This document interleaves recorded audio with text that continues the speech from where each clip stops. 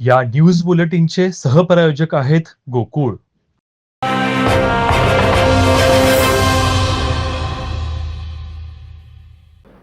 मिरज येथील सिव्हिल हॉस्पिटलमधून 3 दिवसाच्या बाळाची चोरी करणारी महिला आरोपी सारा साहेबा साठीला न्यायालयाने 5 दिवसांची पोलीस कोठडी सुनावण्यात आली आहे. मिरजेच्या महात्मा गांधी चौक पोलीस ठाण्याच्या पथकाने चोरीला गेलेल्या बाळाला अवघ्या 48 तासात शोधून काढले. बाळ चोरणारी 24 वर्षीय महिला सारा साहेबा साठे आणि नवजात अर्भकाला तासगाव तालुक्यातील सावळजमधून ताब्यात घेतले. महात्मा गांधी पोलीस ठाण्यामध्ये तिच्या विरोधात गुन्हा दाखल करण्यात आलाय. आज मिरज न्यायालयात आरोपी सारा साहेबा साठे हिला हजर केले होते.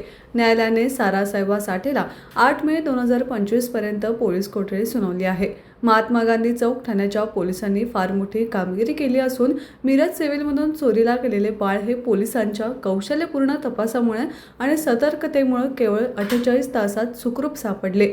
त्यामुळे नातेवाईकांनी पोलिसांचे आभार मानले आहेत. बाळ चोरी प्रकरणी महात्मा गांधी पोलीस ठाण्यामध्ये महिला आरोपी सारा साहेबा साठे हिच्या विरुद्ध गुन्हा दाखल झाला असून पोलीस अधिक तपास करत आहेत.